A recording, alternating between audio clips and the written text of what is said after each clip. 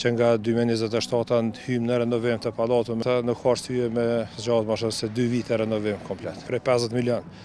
A janë të mjaftueshme apo jo, kjo do shihet pas përfundimit të projektit. Lojrat mesatare janë më shumë se vetëm lojra, domethënë është një test kombëtar që përfundua edhe dalin faqebardh, mas pari para njerëzve tonë, madje edhe para Komitetit Evropian. Ideja është që ky kompleks që ka qenë dikur të kthehet në gjendjen që ka qenë, domethënë të revitalizohet, të rigjenerohet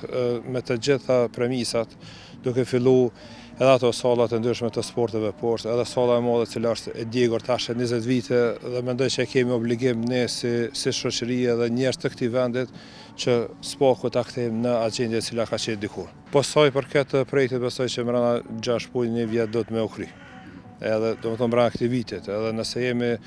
që nga 2027 hymë në renovim të pallatu, mendoj që më shumë se 2 vite nuk ka nevojë me zgjatë kjo, pasi që dihet që tërë ky kompleks me 50.000 metra katror dikur nga kompania që ka qenë Rami Sadiko, domethënë punëtor që ka qenë të këtij qyteti, të këtij vendit, me kontributet të qytetarëve të Prishtinës, kanë arritur për 4 vite me bë këtë pallat në vitin 1980, e ta është 2026 nuk ka arsye me zgjatë më shumë se 2 vite renovim komplet. Ministria e Kulturës ka arritur në bashkëpunim me Bankën Evropiane për një kredi prej 50 milion. A janë të mjaftueshme apo jo, kjo do shihet pas përfundimit të projektit dhe procedurave të prokurimit të cilat do të vinë ndërkohë. Jo, unë mendoj që lojrat mesatare janë më shumë se vetëm lojra, domethënë është një test kombëtar, themi ashtu, në të huaj dhe Evropa ka më po organizimin shoqëror që e kemi na brenda këto. Dhe unë mendoj që është një dëm i madh nëse ne nuk arrim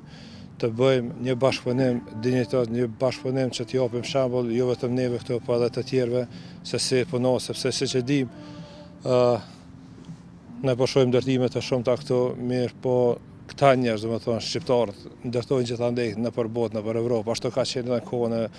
perandorisë romake, edhe në kohën e perandorisë osmane, edhe në kohën e ilirëve, domethënë ata janë njerëz që kanë ndërtuar më shumë. Unë mendoj që e kemi kohën e fundit, afat e fundit, që për këto 4 vite, që mendoj që janë mjaftueshëm nëse fillojmë tash seriozisht po marrim me këta dhe me përfunduar edhe dalin faqebardh, mas pari para njerëzve tonë, madje edhe para Komitetit Evropian.